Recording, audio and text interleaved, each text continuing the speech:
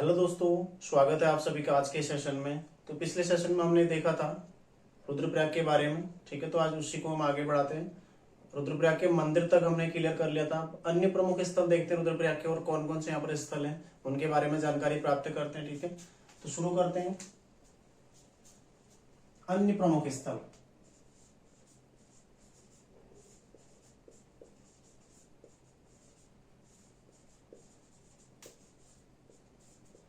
इन स्थलों में सबसे पहला है तिलवाड़ा।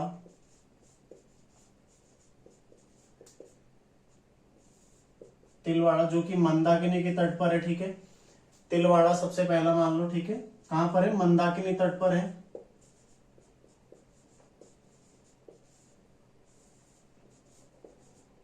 और दो नदियों के संगम पर है। कौन कौन सी नदियां यहां पर आती हैं? एक लस्तर, मंदाकिनी, इन दो नदियों के संगम पर है। और इनके संगम को क्या बोला था आपस में? सूर्य प्रयाग, ठीक है। तो आपको ये ध्यान रखना चाहिए कि सूर्य प्रयाग कहाँ है? रुद्रप्रयाग में है, रुद्रप्रयाग जिले में है, ठीक है। सूर्य प्रयाग और वैसे कहां पर है? तिलवाड़ा में है, ठीक है। तिलवाड़ा कहाँ?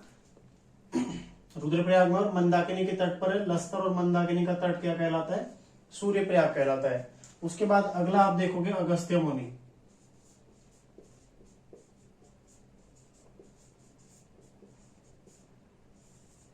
अगस्त्य मुनि, ठीक है।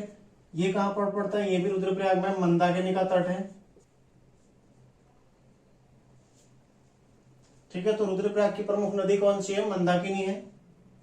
और ज्यादातर जो यहाँ के क्षेत्र है, स्थान है, स्थल है, वो सब कहाँ है? मंदाकिनी तट पर ही आपको मिलते हैं, ठीक है। तो अगस्त्य मुनि भी मंदाकिनी के तट पर है। और यहाँ पर भी दो नदियों का संगम होता है, एक तो मंदाकिनी,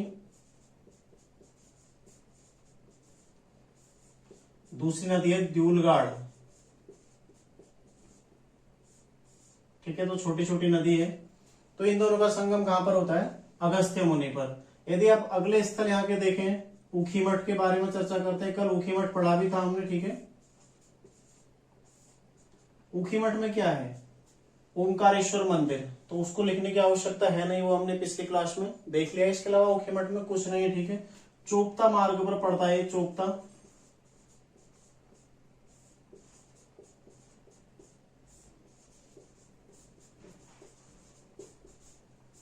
चोपता मार्ग पर ये स्थित है। आपने बस इतना याद रखना है, ठीक है। ऊखीमठ, उसी मठ या ऊषा मठ इसका प्राचीन नाम था। क्यों था? मैंने पिछली क्लास में आपको समझा दिया था। अगस्त्य मुनि में एक चीज और नोट कर लीजिएगा, यहाँ पर एक अगस्त्य ऋषि का मंदिर है। अगस्त्य ऋषि,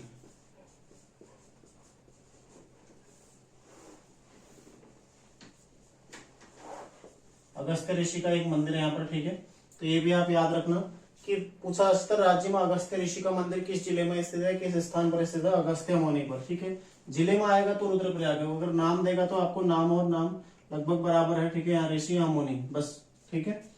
ऊखीमठ कहां पर पड़ता है? चोपता मार्ग पर पड़ता है। उषा मठ या उसी मठ इसका प्राचीन नाम था, ठीक है। ये भी आपको याद रखना है। फिर आगे है गुप्त काशी।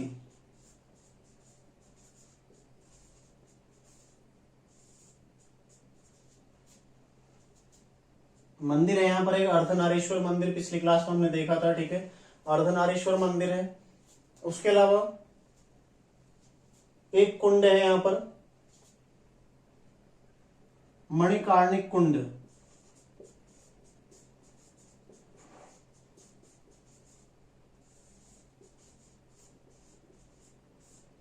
ये पूछा गया एक बार सवाल, ठीक है। एग्जाम में आ चुका है। मणिकार्णिक कुंड राज्य में कहां पर स्थित है? गुप्त काशी में स्थित है, ठीक है। तो गुप्त काशी कहाँ है? ये भी रुद्रप्रयाग में स्थित है, ठीक है। तो नाम आपने याद रखने हैं। अगस्त्य मुनि कहाँ है? तिलवाड़ा कहाँ है? ऊखीमठ कहाँ है? गुप्त काशी कहाँ है, ठीक है। फिर अगला है सोनप्रयाग।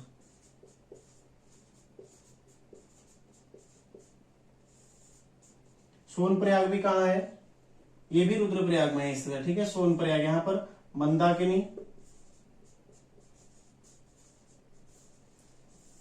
और सोनगंगा, इनका संगम होता है, ठीक है। सोनप्रयाग में मंदाकिनी और सोनगंगा का संगम होता है। और आगे देखेंगे, आगे है गौरीकुंड,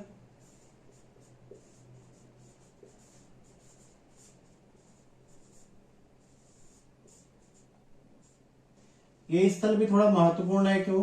क्योंकि जो यात्रा चलती है, चार धाम यात्रा उत्तराखंड में चलती है, ठीक है, तो उसमें केदारनाथ के लिए जो पैदल यात्रा शुरू होती है वो गौरीकुंड से ही शुरू होती है।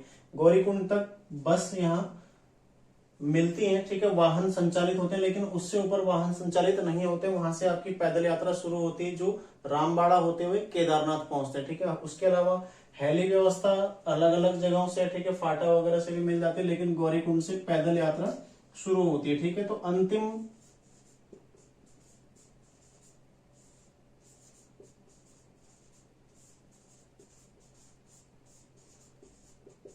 ये आपको याद रखना है। तो अंतिम पड़ाव है, वाहन जो जा सकते हैं कहां तक? गौरीकुंड तक जा सकते हैं, ठीक है।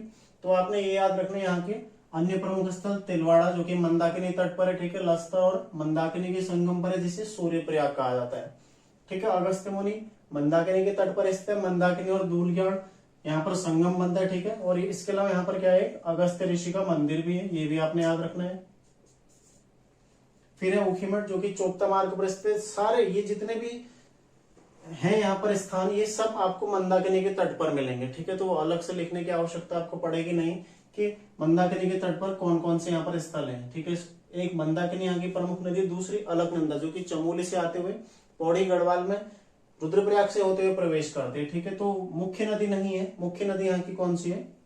मंदाकिनी है, जो यही निकलती है, और उसके अन्य सहायक नदियां भी यही है, क्योंकि अलकनंदा कहाँ से आ रही है? चमोली से, ठीक है। तो आपको ये याद रखना है। उसके अलावा ऊखीमठ देखो चोपता मार्ग पर पड़ता है, शीतकालीन प्रवास है यहाँ पर केदारनाथ का, ठीक है। उसके अलावा गुप्त काशी, यहाँ पर मणिकर्णी कुंड है, अर्धनारीश्वर मंदिर है, एक छोटा विश्वनाथ मंदिर भी है, ठीक है। इसके अलावा सोनप्रयाग मंदाकिनी और सोनगंगा के तट पर स्थित। इसके अलावा गौरी कुंड जो कि अंतिम वाहन का पड़ाव है, ठीक है। यात्रा हेतु जो यात्रा चलती है, चार धाम यात्रा, उसमें केदारनाथ की जो यात्रा है उसमें अंतिम बस पड़ाव कौन सा है? गौरीकुंड। यहाँ से पैदल यात्रा रामबाड़ा होते हुए केदारनाथ पहुंचते, ठीक है। तो ये आपको ये याद रखना है। आगे देखते हैं अन्य स्थलों में। एक है कोटेश्वर गुफा।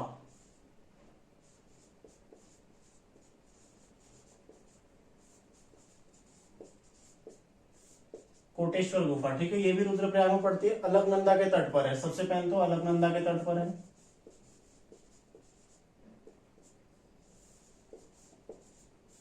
ठीक है। इसके अलावा यहाँ पर एक कोटेश्वर महादेव मंदिर भी है इसी में,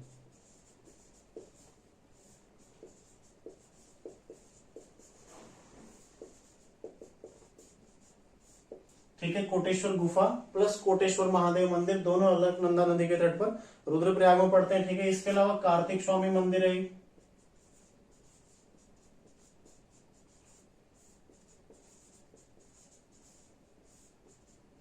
रुद्रप्रयाग और पोखरी मार्ग पर, ठीक है, रुद्रप्रयाग पोखरी मार्ग पर स्थित है।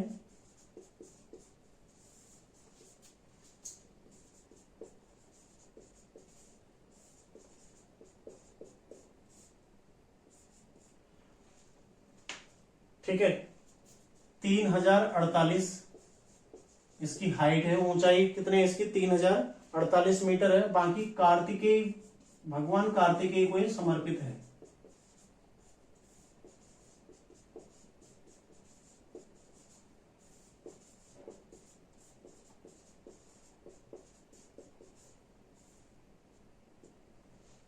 ठीक है। भगवान कार्तिकेय को समर्पित है। कौन? कार्तिक स्वामी। तो कोटेश्वर गुफा कहाँ है? रुद्रप्रयाग में अलकनंदा तट पर। और कार्तिक स्वामी मंदिर कहाँ है? ये भी रुद्रप्रयाग में, रुद्रप्रयाग पोखरी मार्ग पर लगभग 3048 मीटर की हाइट पर है, ठीक है। और भगवान कार्तिकेय को ही समर्पित है। तो ये रुद्रप्रयाग के प्रमुख स्थल क्लियर हो गए। चोपता सामान्य आपको पता होगा, ठीक है। चोपता भी कहाँ पड़ता है? रुद्रप्रयाग में ही पड़ता है। और बुग्याल है, चोपता बुग्याल काफी बढ़िया, ठीक है। तो घूमने के लिए एक प्रसिद्ध स्थल है यहाँ पर, पर्यटन स्थल है, तो उसको लिखने की आवश्यकता है नहीं, मैंने आपको पिछली क्लास में बता दिया था उसके बारे में, ठीक है। उसी के आसपास में एक दुगल बेट्टा पड़ता है, तो दुगल बेट्टा भी आप लोगों ने याद रखना है कहाँ है? रुद्रप्रयाग में स्थित है, ठीक है। अब देखते हैं रुद्रप्रयाग के प्रमुख बुग्याल।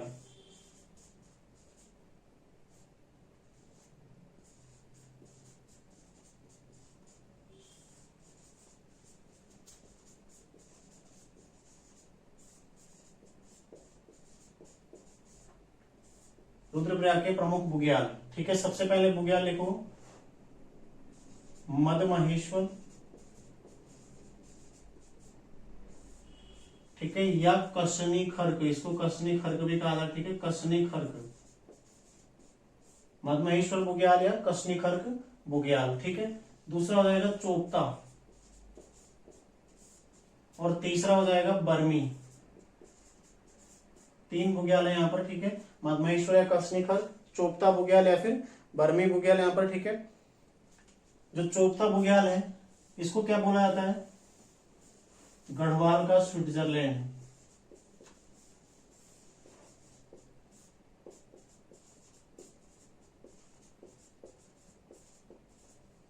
इसको कहा जाता है, ठीक है, ये भी आपने याद रखना है। जो चोपता बुग्याल है कहाँ है, सबसे पहले तो कहाँ है, रुद्रप्रयाग में है। क्या इसको बोला जाता है, गढ़वाल का स्विट्जरलैंड इसे कहा जाता है। तो रुद्रप्रयाग के प्रमुख बुग्याल कौन कौन से हो गए, मधमहेश्वर या कसनी खर्क बुग्याल, चोपता बुग्याल और बर्मी बुग्याल, ठीक है। फैक्ट में भी लिखाऊंगा अभी बहुत सारी चीजें, इससे पहले देखते हैं प्रमुख ग्लेशियर।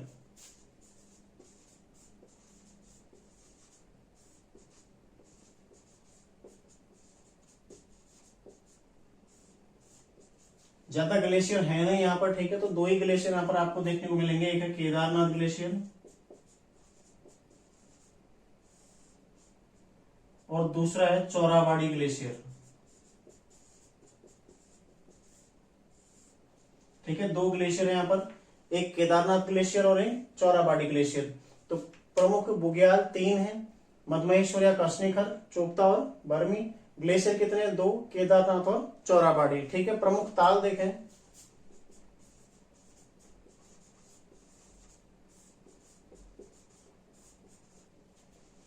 प्रमुख ताल में यहाँ पर सबसे पहले देवरिया ताल, फिर है बधानी ताल, ठीक है। इसके अलावा चौराबाड़ी, अन्य नाम मैंने कल लिखाए थे आपको, ठीक है, तो वहां से आप लोग रिवाइज कर लीजिएगा, चौराबाड़ी। इसके अलावा एक और ताल है बासुकी ताल, जो कि संयुक्त रूप से टिहरी और रुद्रप्रयाग, तो अधिकांश हिस्सा कहाँ आता है इसका, टिहरी में,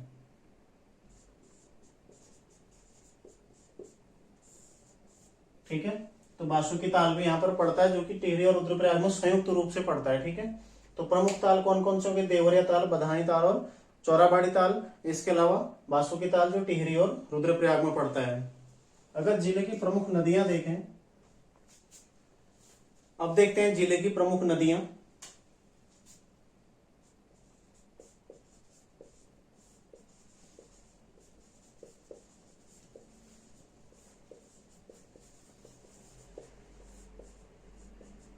प्रमुख नदियां यहाँ पर एकमात्र नदी है, सबसे जो मुख्य नदी है, ठीक है, वो मैंने आपको बता दिया कौन सी है, मंदाकिनी।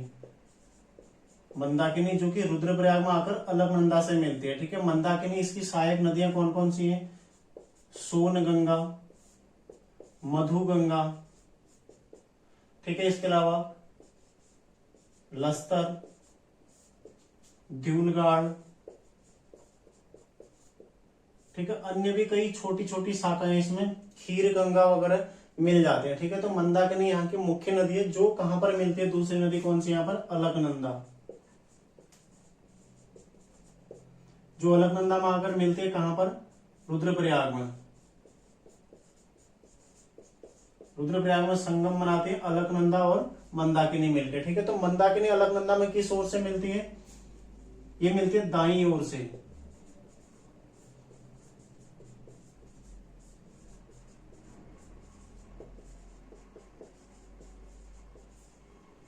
ठीक है। तो आपको ये भी याद रखना है, अलकनंदा और मंदाकिनी का संगम कहां पर होता है, रुद्रप्रयाग में, और मंदाकिनी दाईं ओर से आकर मिलती है। इससे ऊपर आप देखोगे, ठीक है, जो भी प्रयाग है, ठीक है, देव प्रयाग से तो भागीरथी मिलती है और गंगा बन गई, ठीक है। लेकिन उससे पहले अलकनंदा की जितनी भी सहायक नदियां हैं जो प्रयाग बनाती हैं, ठीक है, तो उनमें मंदाकिनी एकमात्र नदी है जो दाईं ओर से आती है। अन्य सभी नदियां कहां से आती हैं, बाईं ओर से आती हैं, ठीक है। आपको ये भी एक फैक्ट याद रखना है, ठीक है। जिले की प्रमुख नदियां कौन सी है, मंदाकिनी प्रमुख नदी है, जो कि सोनगंगा, मधुगंगा, लस्तर गंगा और द्यूलगाड़, इन सब के सहायक, इन सब के जल को लेकर, ठीक है, नीचे की ओर बढ़ती है, और एक बड़ी नदी के रूप में कहां पर, रुद्रप्रयाग में अलकनंदा से मिलती है और दाईं ओर से मिलती है, ठीक है। तो रुद्रप्रयाग अलकनंदा और मंदाकिनी के संगम पर स्थित है, आपको ये भी जानकारी होनी चाहिए। ठीक है, यहाँ पर प्रमुख प्रयाग या प्रमुख संगम स्थल जो है,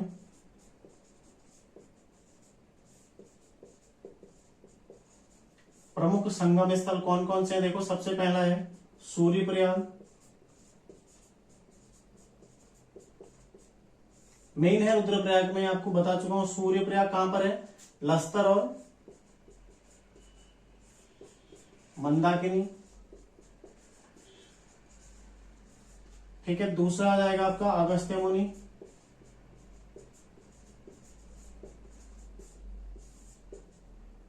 दूनगाड़ प्लस मंदाकिनी। ठीक है, तीसरा आ जाएगा आपका सोनप्रयाग,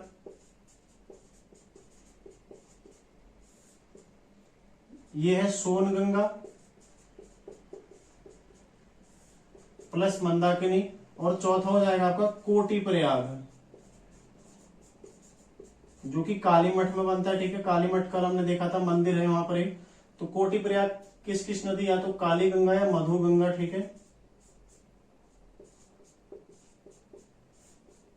प्लस मंदाकिनी, से काली गंगा भी कहा जाता है यहाँ पर। ठीक है, काली गंगा या मधु गंगा के संगम पर प्लस मंदाकिनी के संगम पर कौन सा है? कोटि प्रयाग। कोटि प्रयाग कहाँ है? रुद्रप्रयाग में। और किस स्थान पर है आपको पता होना चाहिए, काली मठ में स्थित। ठीक है, सोनप्रयाग, सोनगंगा और मंदाकिनी, अगस्त्यमुनि में दूलगाड़ और मंदाकिनी, और सूर्यप्रयाग का है लस्तर और मंदाकिनी के तट पर स्थित है। ये यहाँ के प्रमुख संगम स्थित है स्थल है। ठीक है, बाकी मंदाकिनी के तट पर जो स्थल है उन्हें बताने की आवश्यकता है नहीं, क्योंकि मैं आपको बता चुका हूँ यहाँ के रुद्रप्रयाग के जितने भी प्रमुख स्थल हैं वो सभी कहाँ हैं? मंदाकिनी के तट पर स्थित, केवल रुद्रप्रयाग को छोड़कर। रुद्रप्रयाग अलकनंदा और मंदाकिनी के संगम पर स्थित, यानी कि दोनों नदियां यहाँ पर आती हैं। ठीक है, उसके अलावा जितने भी रुद्रप्रयाग के स्थल हैं, प्रमुख स्थल आपको तिलवाड़ा, अगस्त्यमुनि, गुप्त काशी या ऊखीमठ, ठीक है, या केदारनाथ, ये सभी कहाँ हैं? मंदाकिनी तट पर स्थित। ठीक है, तो इसको लिखने की आपको आवश्यकता दोबारा है नहीं। अगला है प्रमुख नदी घाटी परियोजनाएं।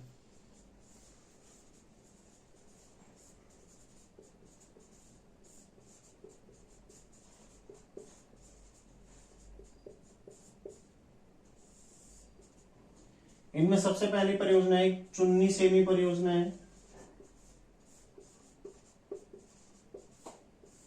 और दूसरी है मंदाकिनी,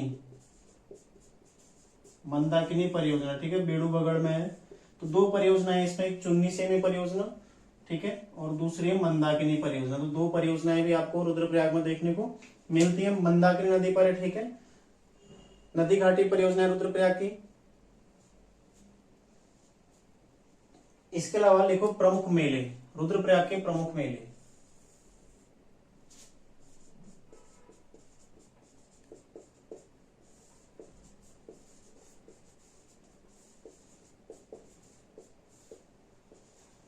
ठीक है, मेलों में सबसे पहला है भतूज या अन्नकूट मेला।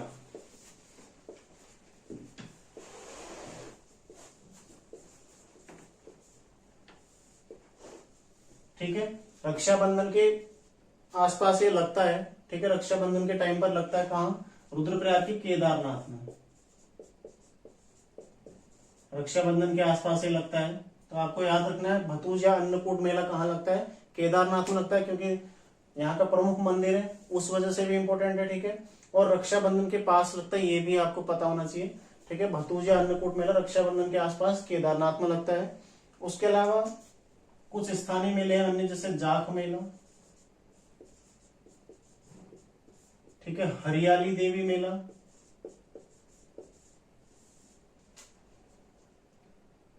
फिर है मठियाणा मेला,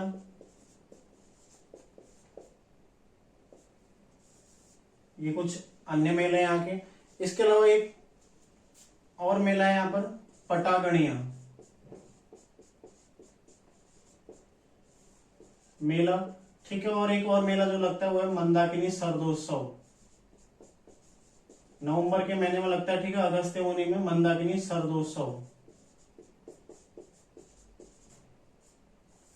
तो यहाँ की कुछ प्रमुख मेले हैं, भतूज या अन्नकूट जिनमें सर्वाधिक महत्वपूर्ण। ठीक है, एक बार पेपर में पूछा जा चुका है, भतूज या अन्नकूट जो कि केदारनाथ में लगता है और रक्षाबंधन के अवसर पर लगता है, आपको ये पता होना चाहिए। बाकी जाख मेला, देखो जाख मंदिर भी है, जाख मेला भी है। ठीक है, जाख देवता का मंदिर भी है, हरियाली देवी मेला भी लगता है, हरिया देवी मंदिर भी रुद्रप्रयाग में, इसके अलावा मठियाना देवी मेला भी लगता है और मठियाना देवी यहाँ मंदिर भी है, ठीक है। मंदाकिनी सरदोत्सव, तो मंदाकिनी नदी यहाँ की प्रमुख नदी है, ठीक है। तो इनको याद करने की आवश्यकता है नहीं, केवल भतूज या अन्नकूट मेला आपने याद रखने का, केदारनाथ में, बाकी आप कर जाएंगे समझ के इतना, ठीक है। तो ये यहाँ के प्रमुख मेले हो गए। आगे देखते हैं अन्य स्थलों में। यहाँ पर राष्ट्रीय राजमार्ग, जो केदारनाथ का राष्ट्रीय राजमार्ग है गौरीकुंड तक का, ठीक है। जो प्रमुख राष्ट्रीय राजमार्ग है रुद्रप्रयाग गौरीकुंड,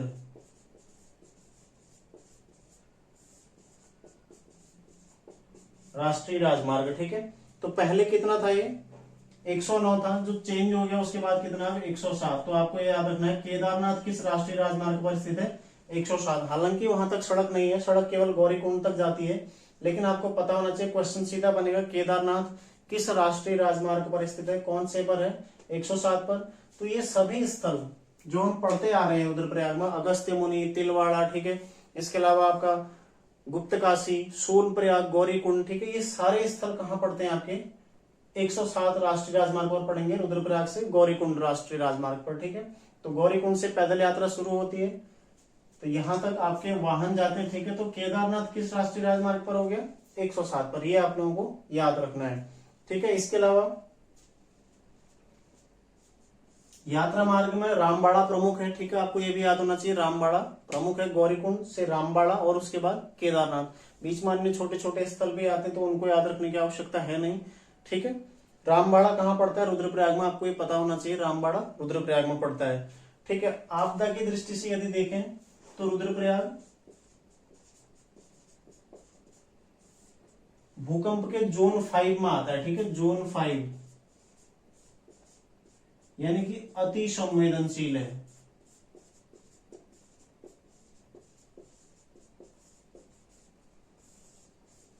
ठीक है, अति संवेदनशील एरिया है, ठीक है। तो रुद्रप्रयाग जोन 5 में आता है। इसके अलावा यदि आप देखोगे सबसे बड़ी प्राकृतिक आपदा जो आई है रुद्रप्रयाग में, वो कौन सी है 16-17 जून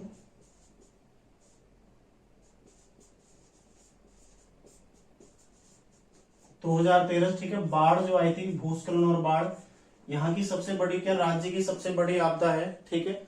बहुत सारी इसमें जनहानि और अन्य सामान्य, ठीक है, बहुत सारी टूट फूट, लोगों ने बहुत कुछ खोया है इसमें, ठीक है। तो आपको ये याद होना चाहिए, सबसे बड़ी आपदा जो है रुद्रप्रयाग में कौन सी आ रही है 16-17 जून 2013 में, जो बाढ़ और प्लस भूस्खलन, इन दोनों का जो सैलाब आया, ठीक है, ये यहाँ पर सबसे बड़ी आपदा है। इसके अलावा कुछ फैक्ट देखते हैं, ठीक है, विविध में यदि कुछ एक आध चीजें आप नोट करेंगे। सबसे पहला यहां पर एक रुद्रप्रयाग में एक वन्यजीव अभ्यारण्य है, ठीक है, केदारनाथ वन्यजीव अभ्यारण्य।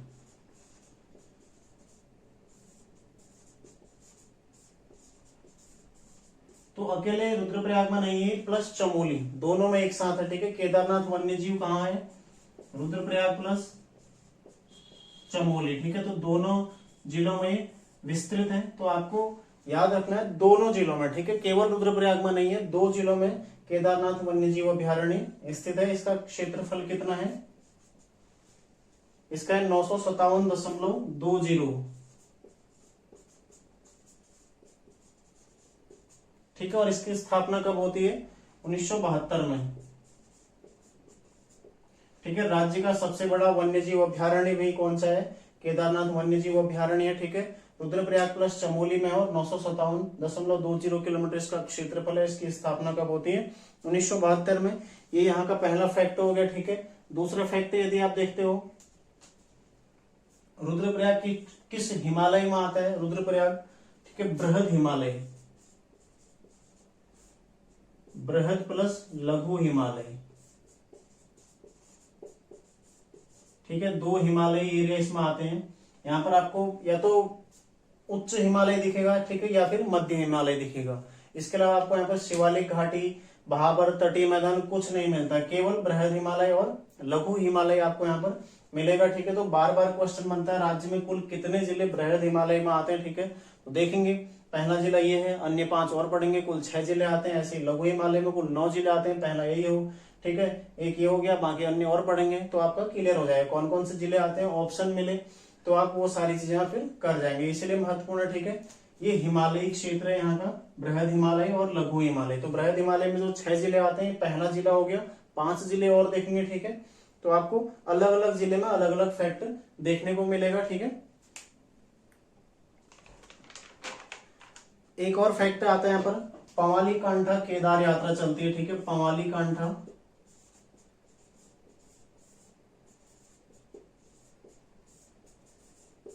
केदार यात्रा, पवाली कांठा केदार यात्रा, ठीक है। ये कहां से आती है? टिहरी के पवाली कांठा से केदारनाथ तक का, ठीक है। टिहरी में पवाली कांठा है, वहां से केदारनाथ तक एक धार्मिक यात्रा का आयोजन होता है अगस्त सितंबर के मास में, ठीक है। वो कौन से? पवाली कांठा केदार यात्रा। ये भी आपको फैक्ट में याद रखना है। कहां से आती है? टिहरी के पवाली कांठा। ये पवाली कांठा जो एरिया है टिहरी गढ़वाल में पड़ता है, ठीक है। मैंने कल आपको दिखाया था, बॉर्डर है ना दोनों का, पश्चिम में कौन था? टिहरी गढ़वाल। जब बॉर्डर बना हुआ है तो कहीं ना कहीं कुछ चीजें संयुक्त रूप से संचालित भी होती होंगी, तो उनमें से एक है पवाली कांठा और केदार यात्रा, ठीक है। पवाली कांठा जो कि टिहरी में, वहां से शुरू होकर केदारनाथ तक ये यात्रा आती है, धार्मिक यात्रा, ठीक है। तो ये सारी चीजें आपको रुद्रप्रयाग में याद रखनी है।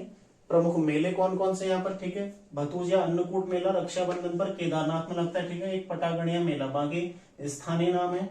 उसके अलावा रुद्रप्रयाग गौरीकुंड राष्ट्रीय राजमार्ग, ठीक है। ये कौन सा? 107, जिसमें केदारनाथ पड़ता है, तो केदारनाथ किस राष्ट्रीय राजमार्ग पर हो गया? 107 पर हो गया। रुद्रप्रयाग भूकंप की दृष्टि से जोन 5 में आता है और अति संवेदनशील जिला है। राज्य में 5 या 6 जिले जो है अति संवेदनशील है, ठीक है।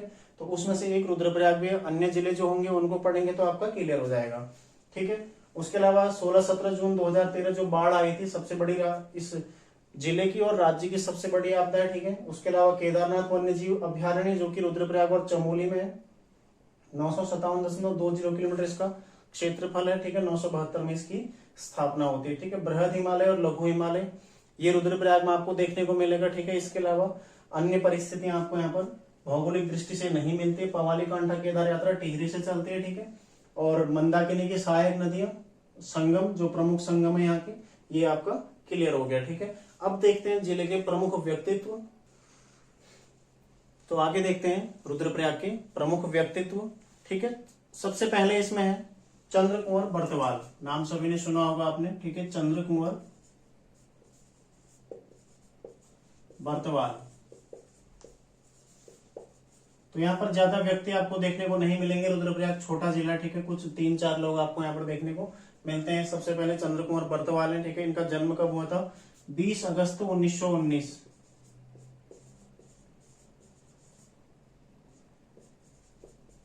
ठीक है। मालकोटी गांव पड़ता है, मालकोटी गांव में इनका जन्म हुआ था। इनका वास्तविक नाम क्या था? कुंवर सिंह बर्तवाल।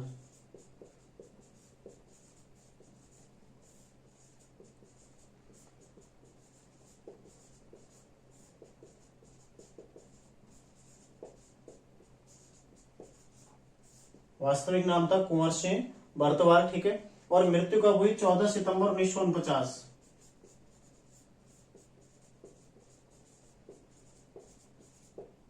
इसके अलावा आपने इनकी रचनाएं देखी होंगी। सबसे पहली रचनाएं कौन सी? इनकी एक रचना थी काफल पाकू गीत,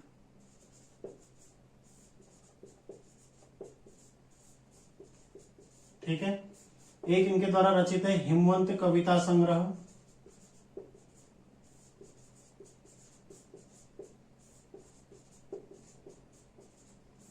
जो कि 1945 में क्या प्रकाशित हुआ है, ठीक है। 1945 में प्रकाशित हुआ है। तो काफल पाकू गीत के रचनाकार कौन है? कई बार सवाल बन चुका है, ये आपको याद रखना, ठीक है। इनका वास्तविक नाम भी पूछा गया है और मालकोटी गांव इनका पूछा गया, ठीक है। जन्म डेट भी पूछे जा सकते हैं क्योंकि बहुत बड़े हैं। इन्हें गढ़वाल का कीट्स कहा जाता है, गढ़वाल का कीट्स और हिंदी का कालिदास,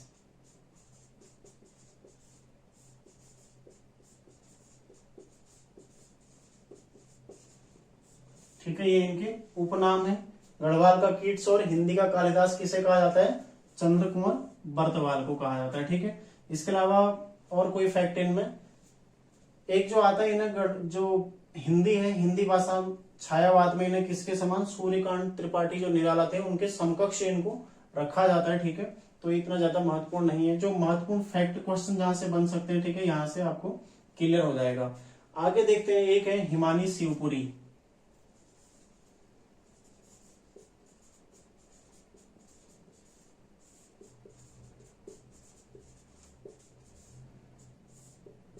हिमानी शिवपुरी, ठीक है, ये भी रुद्रप्रयाग की हैं और किसमें है? अभिनेत्री। शायद आप सभी लोग इन्हें बेहतर जानते होंगे। ठीक है, अभिनेत्री हैं हिमानी शिवपुरी। कई फिल्मों में, कई सीरियल्स में आपको देखने को मिल जाएंगे। ठीक है, हिमानी शिवपुरी। अगले यहाँ के प्रमुख व्यक्ति हैं जगत सिंह चौधरी।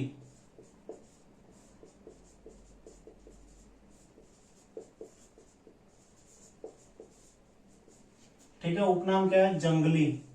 जंगली उपनाम से इन्हें जाना जाता है।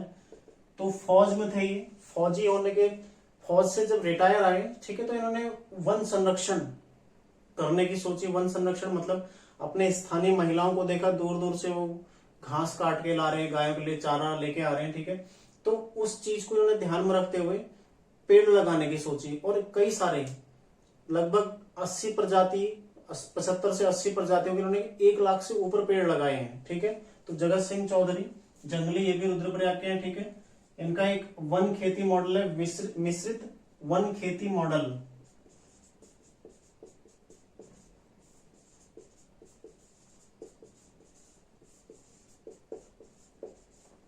इन्हीं के द्वारा दिया गया। ठीक है, मिश्रित वन खेती मॉडल इनके द्वारा दिया गया है। इसके लिए इन्हें 2006 में आर्यभट्ट सम्मान,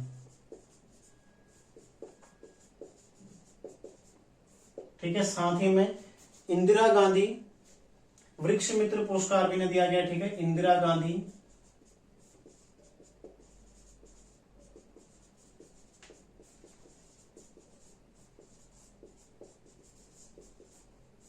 जो कब दिया गया? 2000 में। ठीक है, तो आपको इनके बारे में इतना याद रखना है। जगत सिंह चौधरी, ठीक है, कहां के हैं वैसे? कोटमल्ला गांव। कोटमल्ला गांव इनका पड़ता है रुद्रप्रयाग में, कोटमल्ला, यहाँ के रहने वाले हैं। ठीक है, जंगली इनका उपनाम है। मिश्रित वन खेती मॉडल इनके द्वारा दिया गया, जिसके लिए 2006 में इन्हें आर्यभट्ट सम्मान से सम्मानित किया गया था। इसके अलावा इंदिरा गांधी वृक्ष मित्र पुरस्कार 2000 में इन्हें प्रदान किया गया। ठीक है, तो कितने हो गए देखो? चंद्र कुंवर बर्तवाल, हिमानी शिवपुरी, ये लेखक है। ठीक है, ये अभिनेत्री हैं और ये पर्यावरणविद है। ठीक है, जगत सिंह चौधरी जंगली, ये क्या है? एक पर्यावरणविद है। इसके अलावा आपको देखेंगे यशोधर बेंजवाल।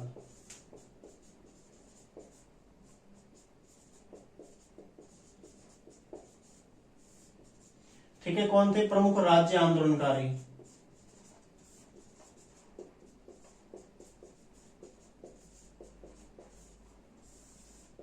ठीक है, एक कांड घटित हुआ था राज्य आंदोलन के दौरान, कौन सा? श्रीयंत्र टापू कांड।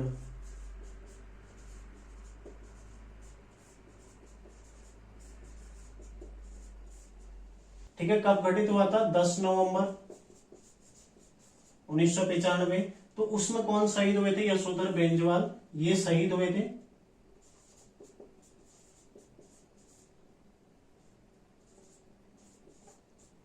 ठीक है, श्रीयंत्र टापू कांड जो कि 10 नवंबर 1995 को घटित हुआ था, उसमें शहीद कौन हुए थे?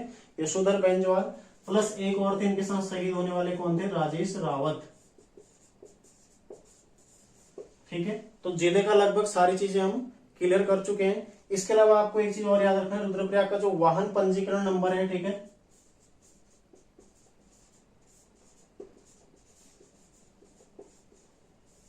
वो कौन सा है? यूके 13। आपको ये भी याद रखना है। ठीक है, तो पूछा जा सकता है कभी, वाहन पंजीकरण नंबर क्या है रुद्रप्रयाग का? कौन सा? यूके 13। तो इस प्रकार रुद्रप्रयाग आपका क्लियर हो चुका है।